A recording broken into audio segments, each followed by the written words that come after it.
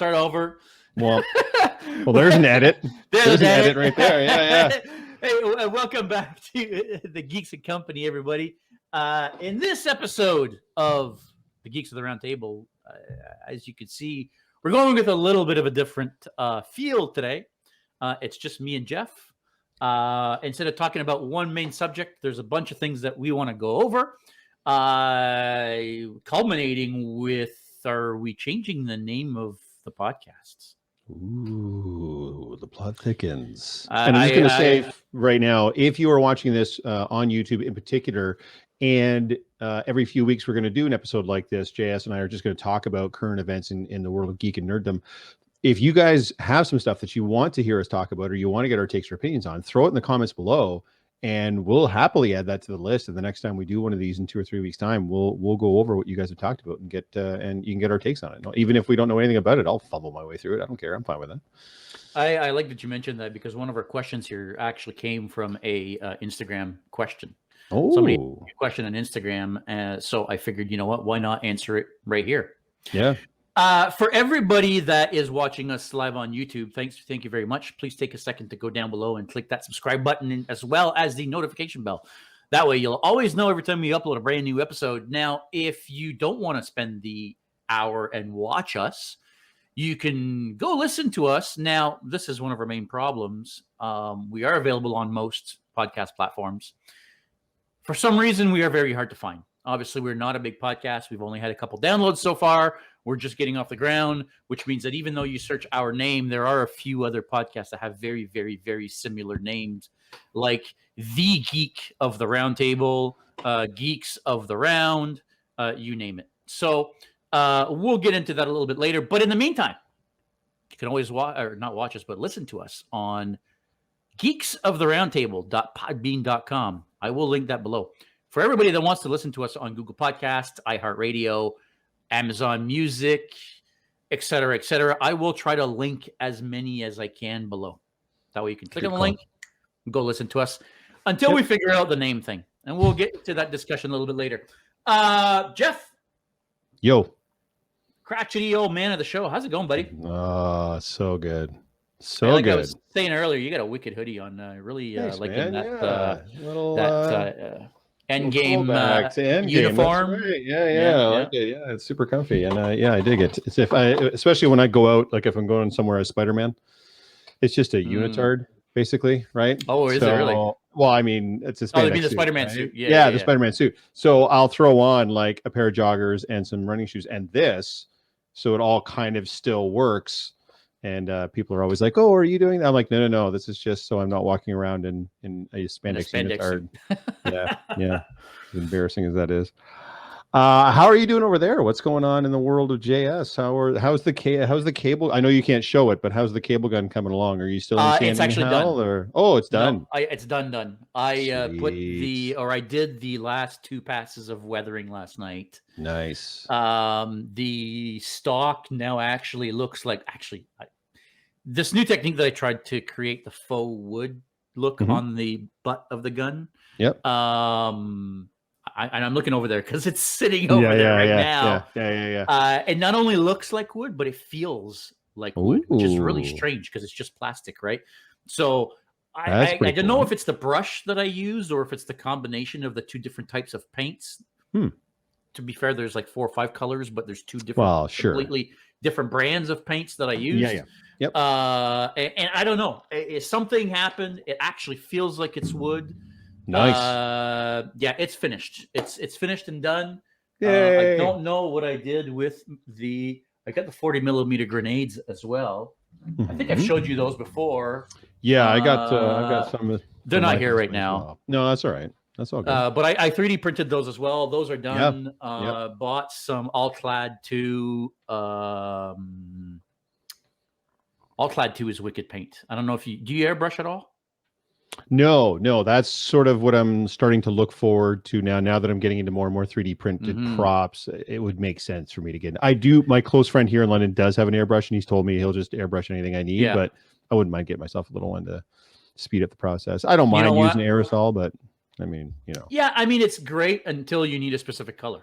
and then you can't find that color in an aerosol can, and then you're screwed.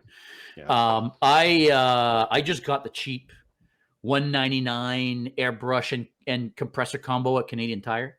Yeah, I've seen that one come up a couple of times. So it works okay. And it usually goes on sale for like $99. Yeah, you can get it regularly for $100. And dude, I've been using it for like 2 years now, and I've had zero issues with it. I mean, obviously, you got to maintain your airbrush. Sure. Like, to anybody that isn't into cosplay, that wants to get into airbrushing, I've got one thing to tell you: do. It's amazing. It's fun. It's a great way to paint stuff, but maintain your airbrush. Clean it. Take the 10 minutes to take it apart, clean it all nice and clean before you put it back together and you put it away. Because if you don't, the next time you're going to use it, it's not going to work anymore. All right, that rant's over. Now who's the grumpy old man? Look at you. I bought these new All-Clad 2. Well, they're not new. They're new to me. All-Clad 2 paints. They come in a variety of different styles of colors and finishes, and they're metallics. Ooh, their metallics are amazing. Their chrome is wicked. Their copper. Really? Their copper is amazing. They've got some really, really nice colors. So that's what I use to paint the tips of the 40mm grenades. Through the airbrush. Oh yeah. Okay. And the metallic finish that you get off of them is unreal. Awesome. Unreal. Yeah. Awesome. Sweet. Geoff, we touched on, and I can't remember if it was during the podcast or if it was before or maybe even after we started recording, but we touched on it a little bit, I think last week or the week before, on comic books. I mean, obviously, I don't read a lot of comic books now. I mean, I still buy them once in a while. I've got a couple that I bought recently. I mean, I've got comic books on my walls, but the comic books on my walls are from my prime years of comic book reading, which was, to me, early to mid 90s. Right. That was the comic book golden age for me. You were into comics too at one point. I was.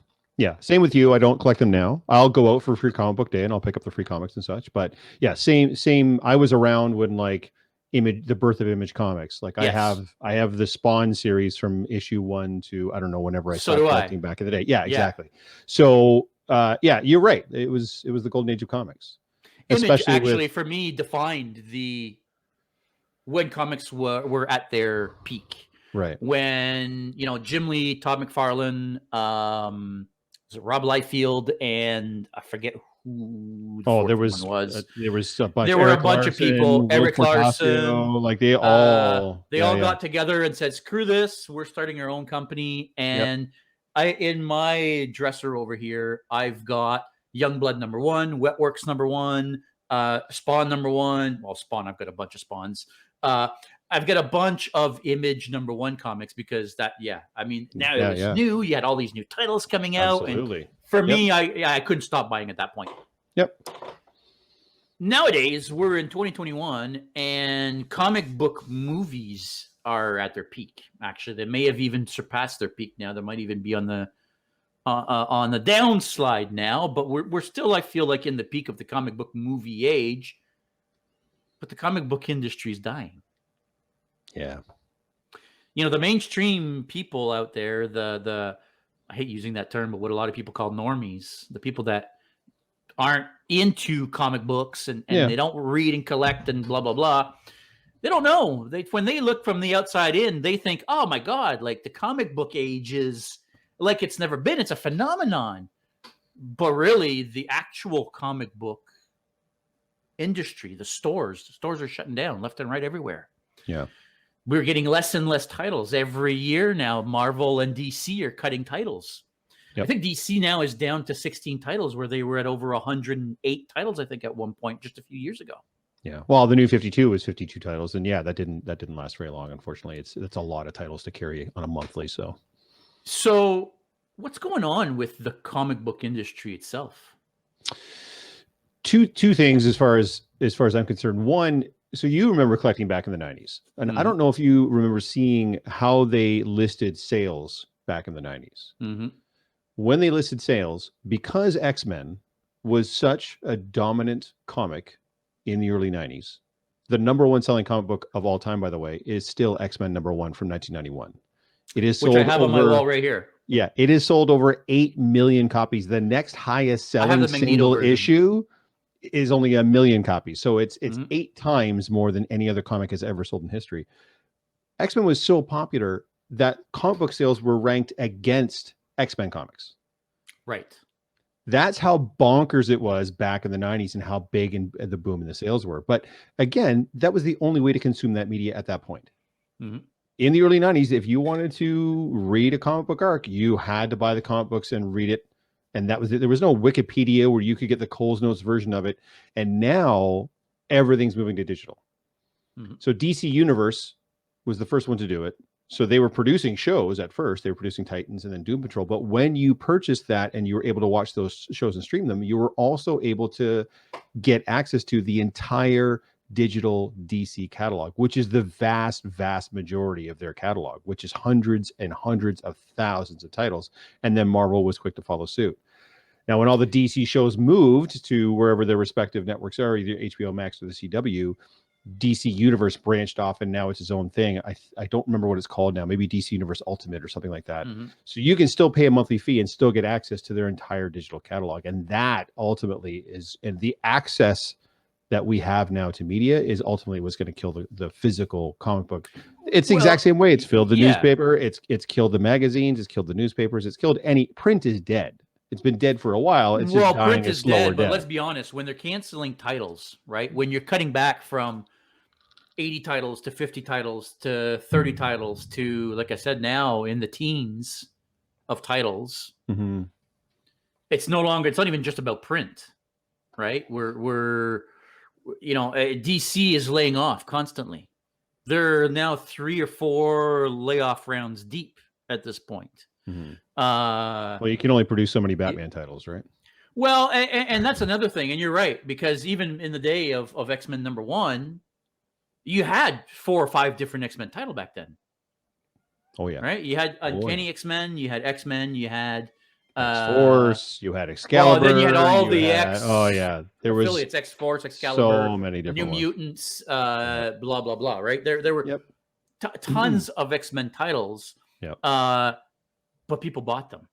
Oh yeah, people bought them all. Oh, if you they were sure into did. X-Men, you were buying all of the X-Men titles. And you almost had to, because whenever they would do one of their crossovers, they would run it through all the damn titles.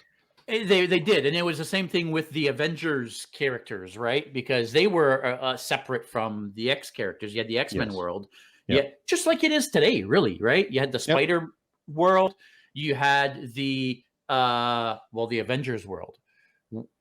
Those guys also always had crossovers between all of them. That's right. Things like what was that big massive crossover they did?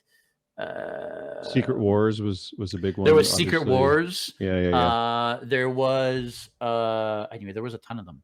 Yeah. And you had to follow every single one because you had part 1 of the story in this comic book and part 2 of the story in this comic book and part 3 of the story in this comic book. And that's right. Yeah, you kind of had to do it, but it worked. No, I remember when DC right? It worked. DC would put a little diamond on with a number in each. Like I remember, like the death of Superman and then the reign of the Superman. I collected all that, and Nightfall as well. And DC had this cute little triangle that they would put on each issue to tell you which number in the overall story arc it was, so that you wouldn't get bounced around or get lost. But it still meant, like, God forbid if you were collecting Batman when any of these storylines came out, because you were buying like 10 monthly issues of Batman just to follow one story to get all the little nuances and stuff. Like, could you still follow it if you only collected the key issues? Yes, but if you didn't get the side issues, storyline, right? I mean, the story, like if you're only into Detective Comics, right, and you're reading Detective Comics, well, even if issue 1 or 2 of the bigger story is in Detective Comics, it'll still make sense within the realm of Detective Comics. That's right. Without following the rest. But if you miss that one and you're trying to follow the rest, then you're not going to understand. You know what I mean? Like it was kind of a one-way street type deal. Yep. Either way, it's very sad that comic book shops are closing left and right. Titles are disappearing faster than new ones are coming. The comic book industry in general, I feel, is on the brink of collapse. Meanwhile, we're just at the genesis of the next era of the comic book movie, era, let's say. Yep. Where are we going to get our comic book movie characters in the future if we're not making any more comic books? I think you've already answered the question. I think we've already answered that question. I think, especially since the movies and the TV shows and the animated and stuff, they take from the source, but they're not faithful to the source. Even Marvel, they're their own versions. That's they're right. always, yeah. And I mean, in every iteration of a comic book, it's always its own version. Yeah. Every time X-Men gets relaunched, it's a little bit different. The team members are a little bit different. Every time Spider-Man gets relaunched, his backstory is a little bit different. Same with Batman and Superman and et cetera, et cetera. And I feel like that's what they're doing with the movies, right? They're same characters, but they're retelling that story in a new way. And as the movies come out, though, of course, the movies are not looking to appeal to guys like you and I who are already into that shit, right?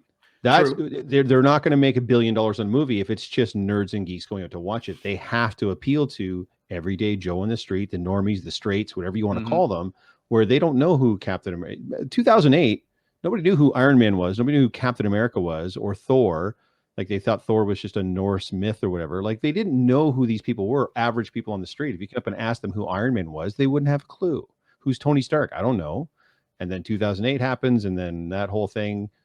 You know what I mean? So I think what will happen moving forward as the comic book industry dies is more and more people are going to start creating characters that are accessible to the general public, as Marvel has done brilliantly in their formulaic. We're basically going to make the same origin movie over and over and over again because people absolutely gobble that up and love it. We're going to drop the ball. New characters but with new characters that they can create, that they don't necessarily have to borrow. Not to mention, I mean, at the end of the day, both Marvel and DC have a massive catalog of characters, right? Maybe not all the A and B characters are available anymore, but they have a ton of characters they could mine, like James Gunn did with the Suicide Squad. 19 characters. Hell, I'm a DC super freak, and I hadn't heard of half of those characters. Yeah, Polka Dot Man or Polka Dot Guy or whatever. Actually, Polka Dot Man's one of the few that I had, but Blackguard and there was a bunch of them there. I was like, Savant. I have no idea who half these guys are. So, I think it'll be a combination of both of those things. I think they'll mine the richness of their history, Marvel since the 60s and DC since the 30s, and they'll just come up with new characters on top of that they've already kind of done. Like they've introduced non-canon characters into the Marvel universe and the DC universe. They'll continue to do that. I don't see any reason that I wouldn't. And it will eclipse it. You're right. It's already eclipsed it. Right? Who's printing new comics now? Now, every now and then something will come out that will shake up the industry. The new comics from Boom Studio that are called Berserker. That's actually being written by Keanu Reeves. So that's where I was going to go with this, right? So you've got a number of independent comics now, right? You've got Keanu Reeves as Berserker. You've got Ethan Van Sciver's Cyberfrog. You've got, listen, there's so many right now, and they mostly do their business through Kickstarters. Right? Yeah. Through the different Kickstarting platform. Yep. And that's how they're selling comic books now. And they're actual print. Yes. Like physical comic books that you can buy and collect and put in a frame like I do if you want. Or so you can still get, like, The Walking Dead's a great example, obviously, out of Image Comics. You can still get comics for you sure. But I mean, you can still have what is considered a quote unquote successful comic or a good or a well-selling comic well enough that it's Invincible. I don't know if you've watched Invincible on Amazon Prime. Fantastic. Yeah, again, another Robert Kirkman comic. I've never read the comic, but no, neither have I. But the show is fantastic, and I've heard it's fairly true to the comics. So I think you're probably right there too. Is you're probably going to see a lot more coming from the independent studios now because it's not such a gap between the big two, I guess the big three now, and then the little guys. It's narrowed significantly now. So well, the crowdfunding platforms has really made it possible for independents to produce their own comics, right? Yeah. And they can just sell it right to me and you without having to go through. Diamond is typically the big distributor, but Diamond you're right. Is who killed the industry, if you ask me. But anyway, you're not wrong. Yep. And we could probably talk about this one subject for the whole show, the whole hour. But no, we're going to keep moving. Like 20 minutes in, and that's we're right. Still talking about comic books, but that's okay. It is worrisome to me to see a media that meant so much to me as a kid.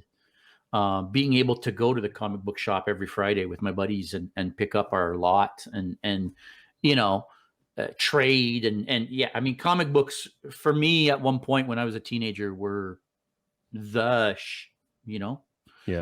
But now kids today, I feel like they don't read comic books anymore. And it's sad to see that industry go by the wayside, but I guess it's just a sign of times, right?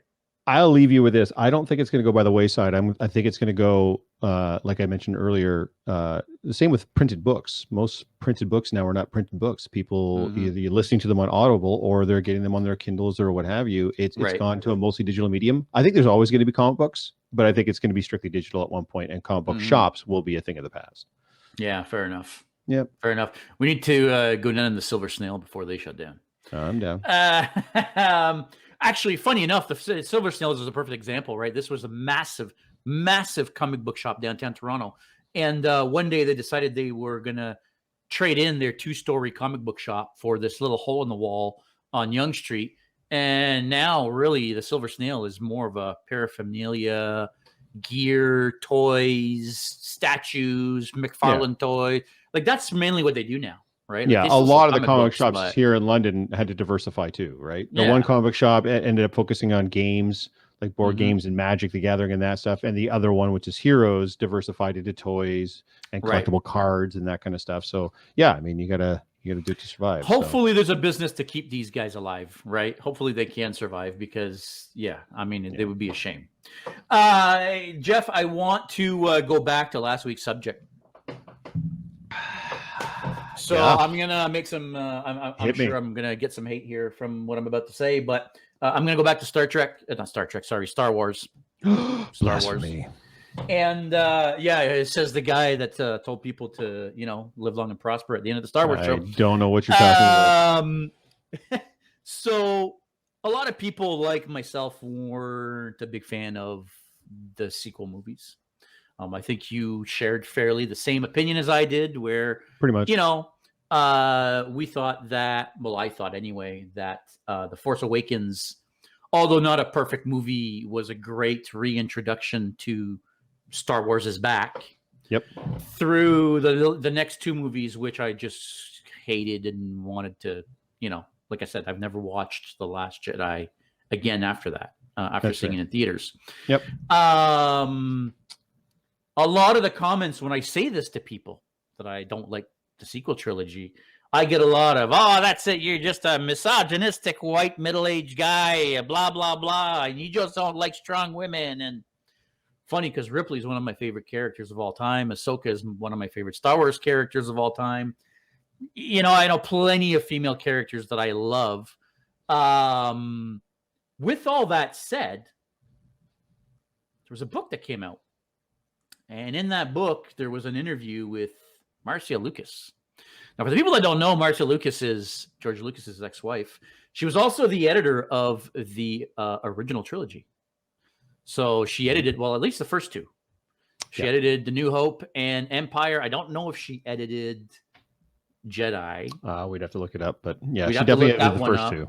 But she definitely edited the first 2. And obviously was George Lucas's she was his wife at the time. So I would think that if anybody at all is well placed to know the core meaning of Star Wars, it would be the editor of the original trilogy and the wife of the creator.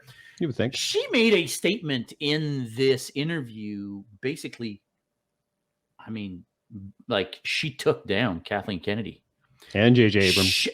Abrams. Which I don't know that I thought that was very fair. Yeah, same. Kathleen Kennedy, I agree with the points she's making against Kathleen Kennedy, what she said about J.J. Abrams. He only can work within that box that Disney gives him, right? That's right. So, but she completely trashed them, basically saying that the Star Wars sequel trilogy is not Star Wars, that it was horrible. Now, I was going to have the statement actually ready here to read it for you, but maybe I'll look it up quickly while you give us your thought on... I pontificate? Yeah. I mean, does that a little bit validate the people like me and you that we just don't like the sequel trilogy and we just hate being told this nonsense about being misogynistic and being about, we just don't like strong women?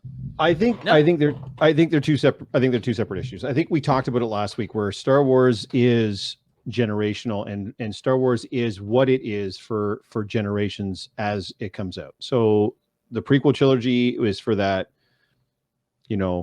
millennial generation, and now the sequel trilogy is for the new kids, the Disney generation. And guys like you and I, and obviously Miss Lucas, is the old guard for that original trilogy generation. So I think but for me, they're not the same, JS. They're mutually exclusive. I don't think we can trash The Last Jedi and necessarily have to come across as misogynistic cis white males. What I always talk about when it comes to The Last Jedi has got nothing to do with the characters. It's not even the whatever you want to talk about that they did with Luke Skywalker. It's just a poorly written and poorly executed film. Like at the end of the day, when you break it down, it's just not a good movie. And that's what I came out of it with. All of the outrage aside and all of the toxic fandom aside, it's just not a good film. So that to me transcends whether or not, I saw people, oh, it's not Star Wars. Well, I mean, to you, it's not. To somebody else, it is. The film made $1 billion. There's never been a film that split a fan base so divisively as The Last Jedi. You either absolutely loved it or you thought it was a steaming pile.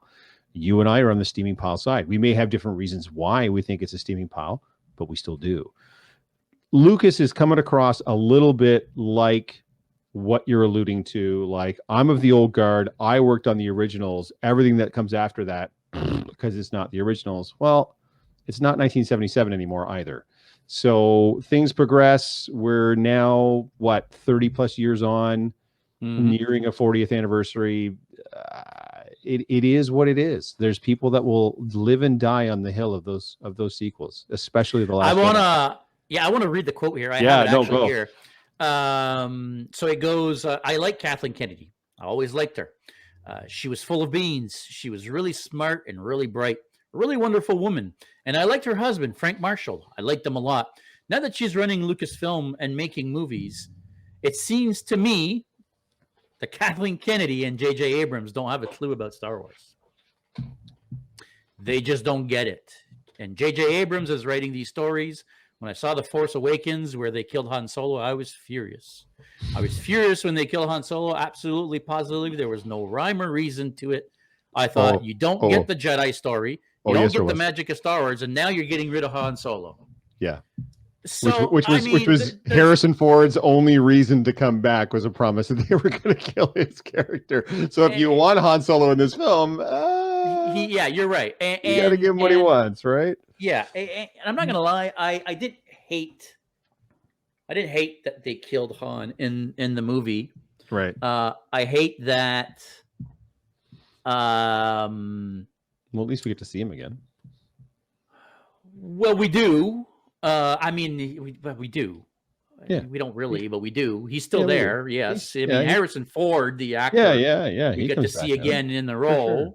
Yeah. I hate that we didn't get to see Han, Luke, and Leia in at least one quick scene back together. Right.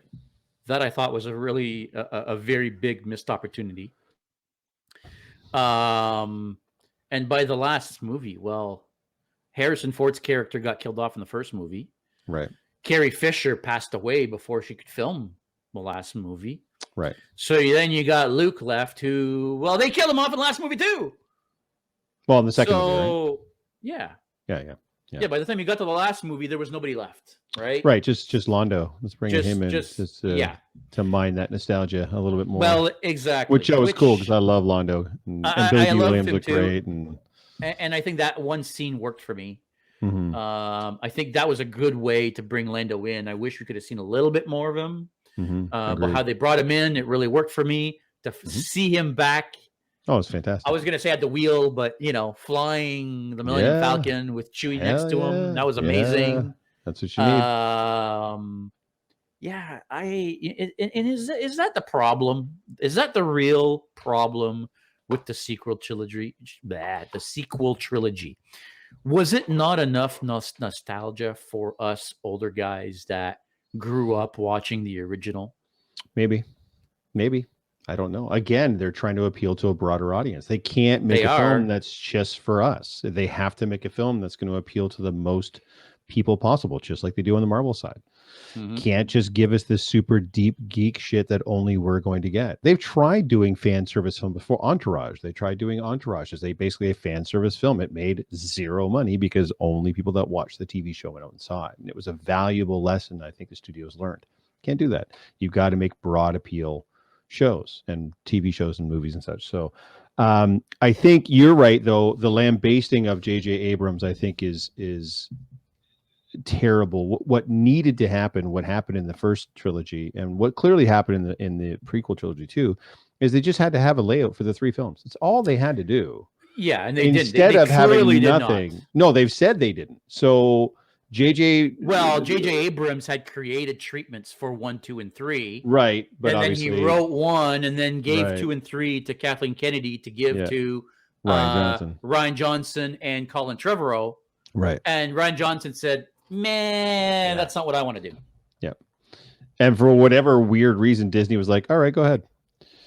Yeah, you figure out what you want to do." Yeah, you screw with the plans that we've got in place, and you do whatever you want to do. I thought that was weird. I always thought that. My question was always, what the hell does Ryan Johnson have on Kathleen Kennedy? Yeah, I don't know. But it was that for me is why you get 3 films that are wildly different in tone from each other. Because then JJ comes back in the 3rd film and he's got to try to pick up the pieces, and what he was left with was just a lot of pieces, disparate pieces that didn't really fit together or go together, and certainly didn't go with his first film, which set up all this narrative and all of these plot points, and all of it got completely wasted. Yeah, basically. Yeah. So totally. That makes it tough.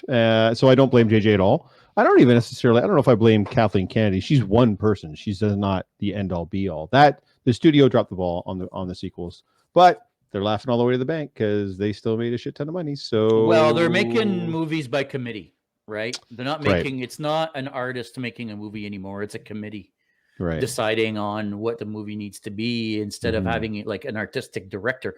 Marvel is doing it right. Marvel has one person in charge of the artistic vision of Marvel. And it's a guy that comes from the artistic side. Kevin Feige come from writing comic books. Right. Whereas Kathleen Kennedy comes from, pushing numbers on a calculator. Yeah. She's a bean counter. Yeah. Which you need those people. Don't get me wrong. When you're making a movie, a $450 million budget movie, you need a bean counter. You need somebody that can get you the money, that's going to know how to spend the money, where, you need that. But that's not the person that should be in charge of making the decisions of what the story is going to involve and what the story is going to be like. Right. They need their Jon Favreau and Dave Filoni at the movie level. They need somebody that has that vision like they have for The Mandalorian to have that vision for the movies. That's what I'm glad you said it that way, because honestly, I don't think they need another Kevin Feige. As I've mentioned before, I love the Marvel films. I've seen every one of them. I've seen every one of them multiple times. They have gotten extremely formulaic. Feige clearly knows what works and what people will easily consume, so he makes films that are easy to consume. It's that simple. I'm not dogging on the Marvel films, but you don't need a complicate, well, maybe Civil War, because Civil War was terrible, but you don't need a complex map of plot points to figure out a Marvel film. He makes easily digestible films, and that's great. Favreau and Filoni, a little bit more complex, a little bit more layered, as you've seen in The Mandalorian. That's the kind of duo I would love to see moving forward. Now, Patty Jenkins is going to be doing of Wonder Woman director fame, is going to be doing a Star Wars movie. I believe her film is actually up next. If I'm not mistaken, supposed to be. It's Rogue Squadron. Yeah. Holy cow! I have a hard time talking tonight. Maybe that's because I don't have a drink like you do. It's supposed to be Rogue Squadron, based on the old school video game. Yeah. Well, actually, there's been multiple iterations of the Rogue Squadron video games, but that's what it's supposed to be. What that's going to mean, I don't know. I can't wait to see. I really, really, really, really hope that it's a good movie, because I feel like Star Wars is missing a good, like a space battle, space pirates, that type of a movie. Yep. Star Wars needs that. Agreed. Star Wars is that one sci-fi franchise that could use more space battles, if you ask me. You're not wrong. Hey, I want to switch subjects a little bit here, Geoff, because again, if we keep talking about Star Wars, we'll talk about Star Wars the whole show. All good. Hit me. Vaughn, gentleman named Vaughn on Instagram, asked me a question that I put a lot of thought into. And I don't know that I have a proper formulated answer for it. The Spider-Man 2 trailer, when that came out, it friggin' blew up the internet. Spider-Man No Way Home? Sorry, Spider-Man 3 trailer. Yes, No Way Home. Cool. Not 2, 3. Yes, No Way Home. When that came out, it blew up the internet. Sure did. But then you've got trailers like the Hawkeye trailer, which nobody has even talked about. I haven't seen anything about the Hawkeye trailer, even though it's been out for like a week now. It's a good reason for that. Why did the Spider-Man trailer explode like it did? Was it the fact that, hey, now we've got the next MCU movie after waiting all this time for another MCU movie? Is it the tease at the end of, hey, now we're in the multiverse and we're getting Doc Ock back from the old movies? We're getting the Green Goblin. I've heard we're getting Electro from the second series, from the Andrew Garfield series. So Jamie Foxx is apparently coming back as Electro. He is. We're essentially, from what I hear, getting a multiverse Sinister Six movie. Right. Is what I'm getting out of this. Is that simply why? Sorry, is that simply why the internet blew up like it did? Is it because now we're bridging the gap and we're potentially going to get 3 iconic movie Spider-Men in one movie? Is it like, I don't know. Like, why is it that this specific one trailer? I was looking at the views, and I shit you not, the views were jumping 20, 30, 60, 80, 200. I mean, the views I couldn't believe it. I could not believe it. Skyrocketing. Yep. Two things. One, and I've said this in a previous podcast, Multiverse, so hot right now. Mm-hmm. Even though it's a DC invention, Marvel has taken it and ran with it, really coming off the back of Loki. And now you bring in Doctor Strange and you start talking about the multiverse, which will lead into Doctor Strange, the Multiverse of Madness. It's not the first Marvel movie in a long time. We did get Black Widow. It was, sure, it underwhelmed and underperformed, but it still made money. It was still a Marvel film. It still had all the key aspects of a Marvel film. But I think you hit it, is bridging the gap. I don't know. I still don't know that we're going to see Tobey Maguire and Andrew Garfield. I don't think they want to risk taking things away from Holland. Holland's their guy. And I think if you bring in Garfield and Maguire, it would be a little too fan servicey and take too much away from Holland, unless they're very, very brief cameos. But I don't think they could play an integral part of the story. But bringing those Raimi film villains in, and even bringing in the ones from the Garfield era, I think helps guys like you and me. Because a lot of people don't realize, you guys watching this, do you know why you have an MCU?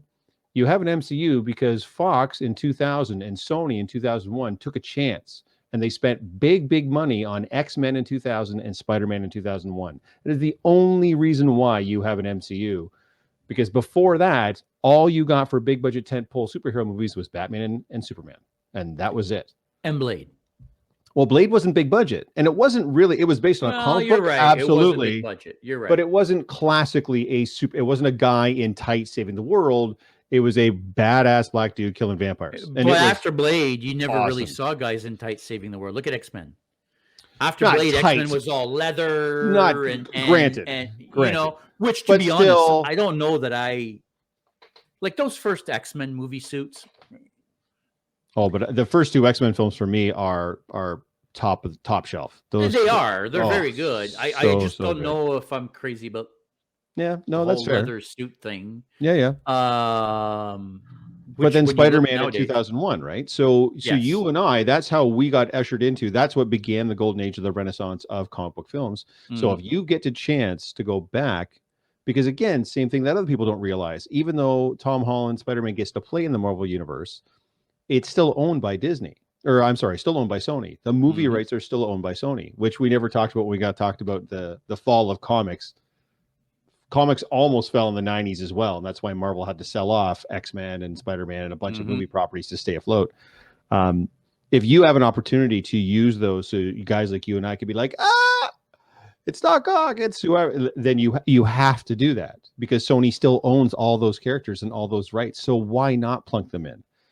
Did they have to de-age Alfred Molina for Doc Ock? Probably not. They did anyways, because apparently, from what I've read, he's literally plucked directly from the end of Spider-Man 2.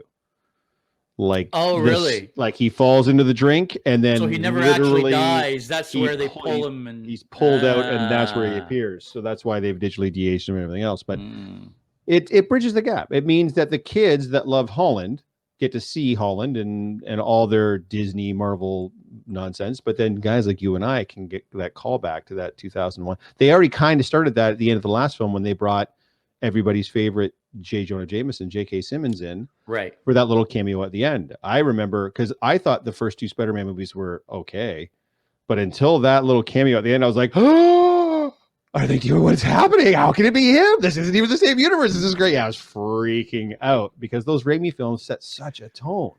So do you think, okay, so listen to this, okay? What do you think if for somehow you actually get 2 J. Jonahs or 3 or 4 and you have J.K. Simmons playing a bunch of different versions of J. Jonah Jameson? Dude. Like, you talk about your Hugh Jackman as Wolverine and your RDJ as Iron Man, but has there ever been a better comic book cast character than J.K. Simmons as J. Jonah Jameson? Are you kidding me? He was meant for that role. So good.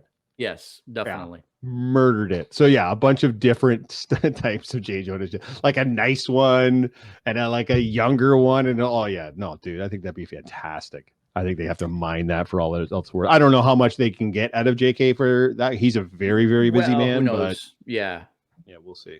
But I mean, he's in a hell of a shape, man. I mean, you saw how in shape that dude is jacked.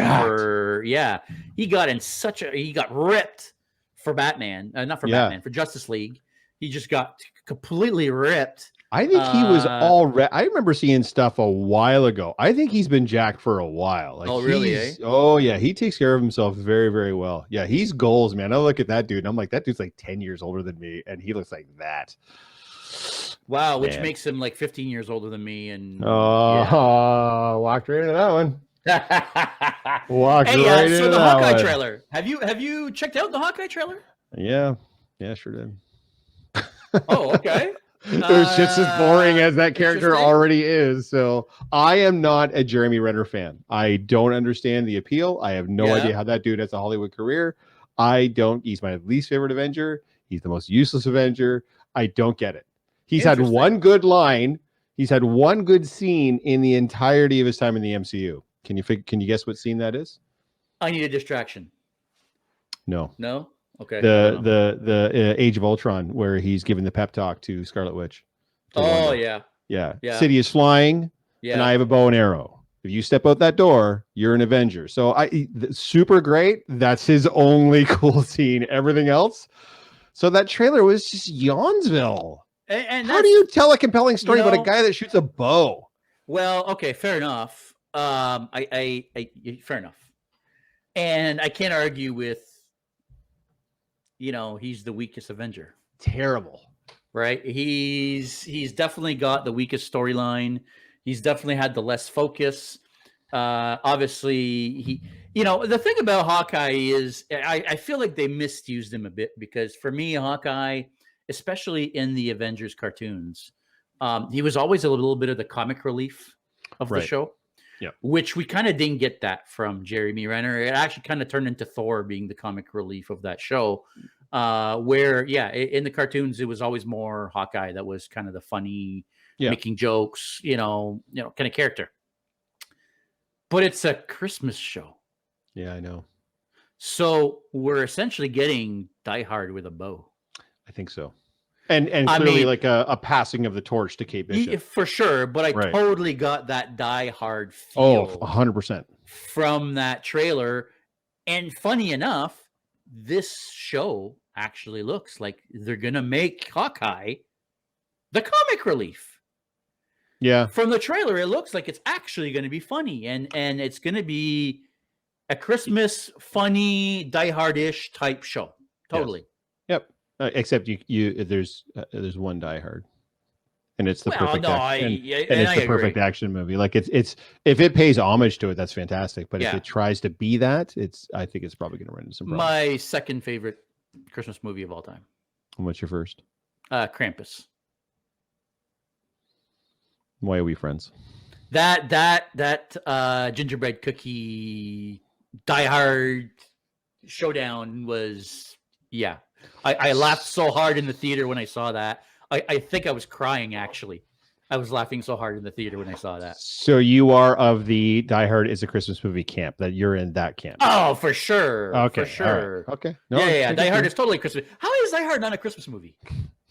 I don't know. According to Bruce Willis, it's not a Christmas movie. It's a Bruce Willis movie. Please, the damn movie ends with a Christmas song.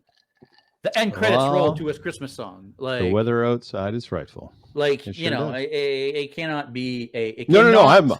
I'm with you. I agree. It's a Christmas movie, and it's the best Christmas movie. Talking about Christmas, we're getting close to Christmas again. I mean, holy cow, it's coming. I mean, I know people are gonna say, Halloween hasn't even happened yet. I know. Halloween is my favorite holiday of the year. But Christmas is coming very, very fast. And the big thing for Christmas last year was the PS5. November, I forget the exact date, November 13th, I want to say, the PS5 officially launched. Now we're a year later. Christmas is coming back around. There's still not going to be any PS5s under the tree. You still can't get a PS5. What's going on? My son wants an Xbox Series X for Christmas as well, and I can't find one of those either. So I don't know if it's lower production because of the chip, the well-publicized chip shortage, and that's why you can't get computer parts right now either for a reasonable price because of the chip shortage. So I don't know if that's impacting the produced units that are keeping it from. I know there's a massive amount of scalping going on. That they're just getting, ads are coming out, they're getting bought up in the tens and hundreds and then getting scalped in the open market. So the cheapest Xbox Series X that I've seen online was $900, which is about $300 above retail price. So really? So the Xbox Series X, which one, the base model or the S? The S is the one that is strictly digital. The X, you can actually put physical media in. The X is the tall black one. So the X is only $600. $599 in Canada, yeah. So it's cheaper than the PS4. Because the PS4 disc version, if I remember correctly, is $769. Oh, really? Oh, maybe. I don't know. My son's been an Xbox guy since its inception, so that's all we bought him. My daughter has a PS4, but I don't think she plays it much. She's more into her PC. But yeah, dude, I don't know. I mean, the PlayStation has always been, especially since the PlayStation 2, has always been the premier console to have. Although now, funnily enough, the Switch is outselling both of them, which is hilarious. Sorry, 624. 624. Sorry. That's okay. So Nintendo Switch kind of came along and went hold my console, and now it's outselling them both. But I don't know, dude. For me, the consoles have always been buying them for the kids and letting the kids enjoy them. I mean, I remember having consoles growing up. I had a ColecoVision, which was hilarious, with a great big pad with the numbers on it, and that. Never had an Atari 2600, but my uncle had one. And I used to go over and play on that, and that was fantastic. But I had a hand-me-down, man. 2600. Man, it's still a 2600. Yeah, so I don't really get.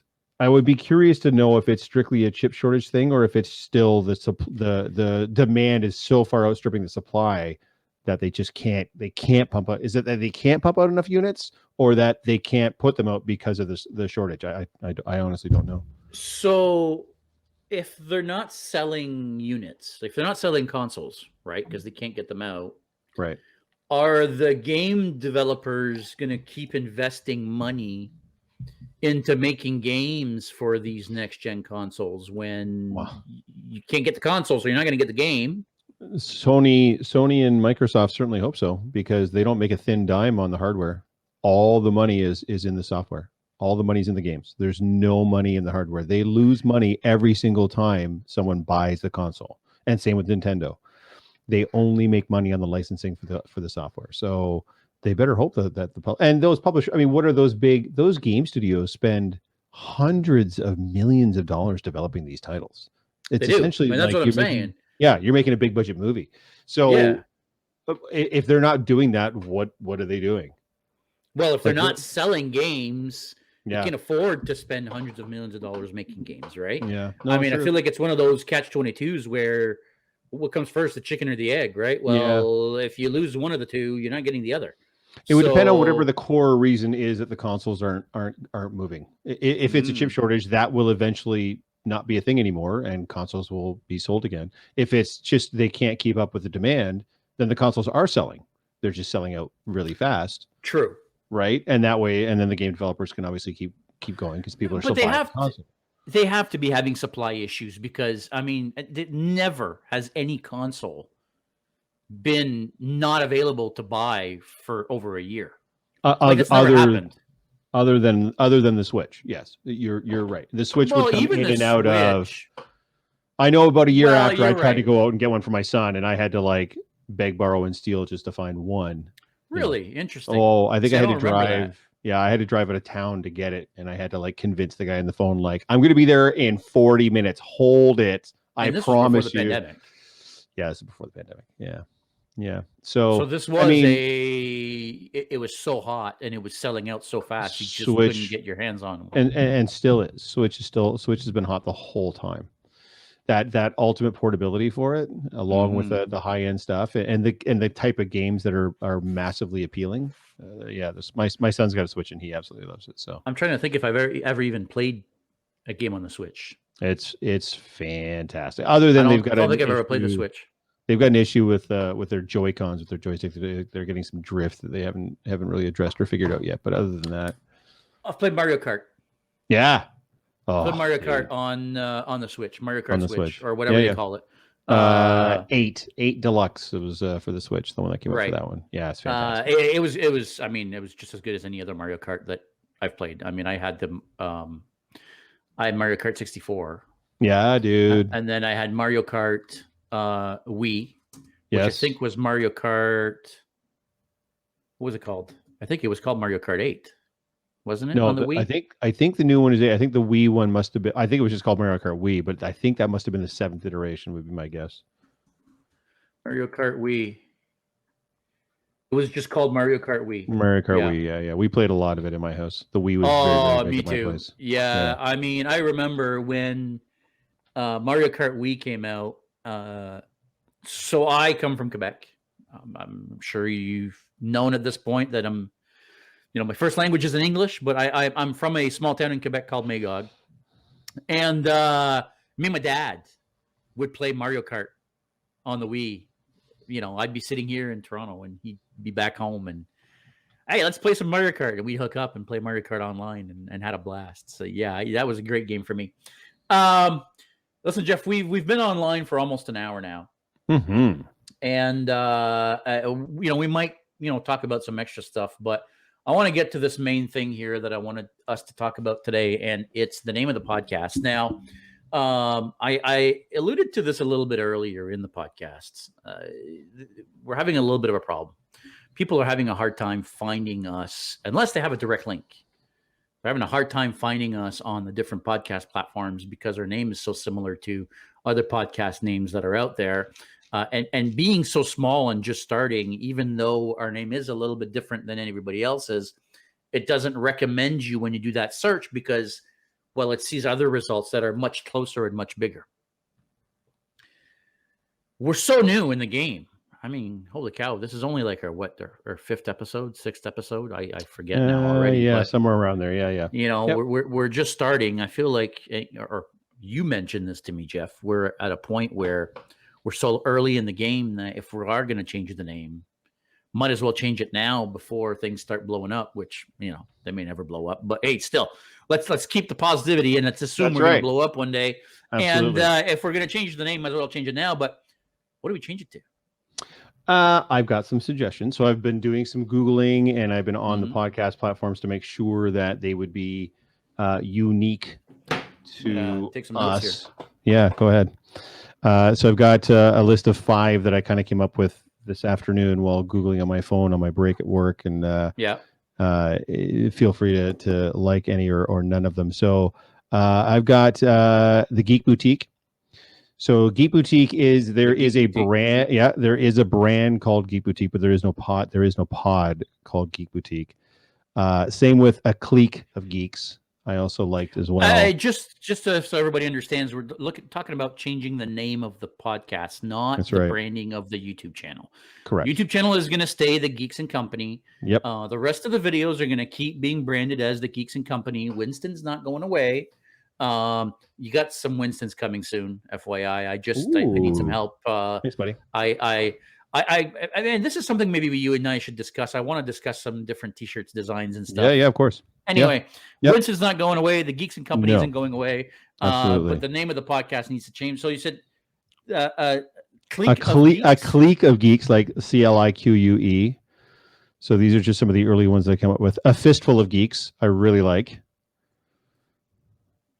Little call back to some classic Clint Eastwood there. Yeah, me too. Yep. Getting a little biblical. The geeks shall inherit the earth, as opposed to the meek shall inherit the earth. Or we could just call it the geek shall inherit. It may not have to be the earth on there. And then I know we're super hyped on the word geek, but I kind of like the word of nerd.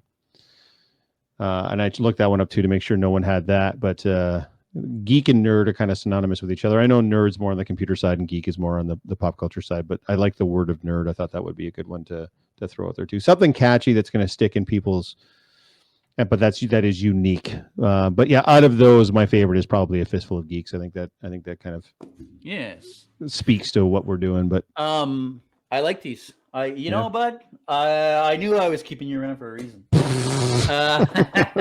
I like these. I think what I might actually do is I'll actually list them below in the comments below. Ooh, that's a good idea.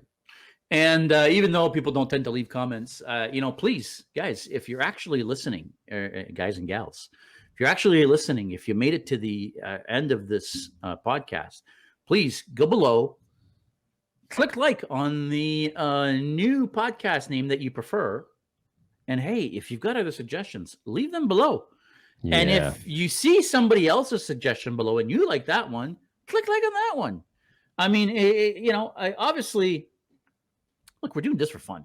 I don't think there's any secret here. We're not going to make a living out of this, but we're doing this for fun. But at the same time, I don't want to make it a struggle for people to even find us. Like if people can't find us, then we're doing, even though it's for fun, it's for nothing because people can't find us, right? So I want something that's going to be memorable, something that is going to be catchy, but at the same time, something that's going to work as far as if people look it up, they'll actually find the podcast. Agreed. But we really need every one of you folks out there to help us out. Let us know what you like. Like Geoff said earlier, let us know if there are subjects that you want us to talk about.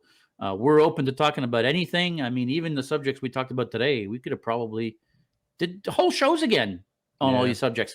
Yeah. And here's a little secret. We actually are. We're not going to stop making shows on main subjects. We're not going to stop having guests on the show. I hope everybody isn't too disappointed that it's just me and the old crotchety old man here. We are going to keep having guests. Of course. We are going to keep talking about different subjects. So let us know what everybody wants to hear about. Geoff, before we go, is there any other thing that you wanted to bring up? Any other piece of news or content or anything that you wanted to quickly talk about? We've got about another 10 minutes. Yes. So anybody that's in the Southwestern Ontario area, in particular, if you're close to London, Ontario, there is a pop-up mini-con going on in St. Thomas, Ontario this weekend on Saturday from 10 until 5. It's called A Little Action. Action is typically a con that happens in Windsor, Ontario, but due to the pandemic, the last two have been canceled. So this one is A Little Action happening in St. Thomas, Ontario. It is an indoor and outdoor con. There's going to be a cosplay contest that myself and that Valkyrie girl will be administering and judging. And it's also an open air vendor market. So there's going to be all kinds of different vendors there peddling their wares to the geeks and nerds alike. So it's 10 to 5. It is absolutely free. So if you're in the area and you want to come out, you want to cosplay, you want to have a good time, you want to get into the contest, there's some cool prizes. I'll take bribes if anybody wants my vote for being one of the judges. Come on out. It's going to be a fantastic time. The organizers of this con are some of my favorite people on planet Earth, and I would be remiss if I didn't mention it here on the podcast as well. So myself and that Valkyrie girl are going to be the cosplay guests and the judges for the cosplay contest. Cosplay contest starts at 12. Again, registration is free. The con is free. Just come on out and have a good time. What are you dressing at? Thor, Odin's son. She's doing Loki. I'm doing Thor. So is this a new costume? No, I posted today actually on my account of what the costume looks like. So it's Thor from Infinity War. So it's sleeveless with bracers, and I literally just finished gluing together my Stormbreaker. So I'm going to be bringing Stormbreaker out for the first time for that one too. So and this is not a new costume. I don't think I've ever seen this costume before. It's from White Sheep leather, so it's all leather. It's highly detailed. I dig wearing it. It doesn't breathe, but it's a little colder now, so I shouldn't.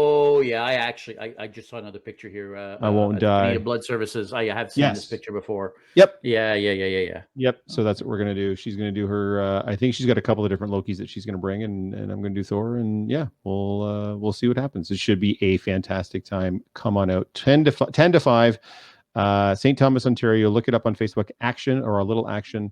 I think the actual address is 624 Talbot Street in St. Thomas. So, is there a website for this con, Geoff? I know there's a Facebook page for sure. Well, send me whatever link and I'll post it in the. Perfect. Below. Okay, I will do that. Yep. Yeah, send me the link. I'll post it in the comments below. Do that tonight before you go to bed. I know you got to be up early for work tomorrow, but I sure do. Send it to me before you go to bed because I'm gonna try to get everything edited and ready to go so that this goes live tomorrow morning. So yep, I will do that, sir.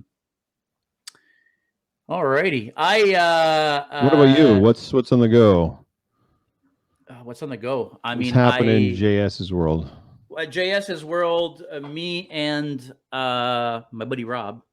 Everybody's going to get to meet my buddy Rob very, very soon. We're actually going to have a new, I don't know what to call it, a new bit on the Geeks and Company called, actually, I'm looking for a title for this one as well.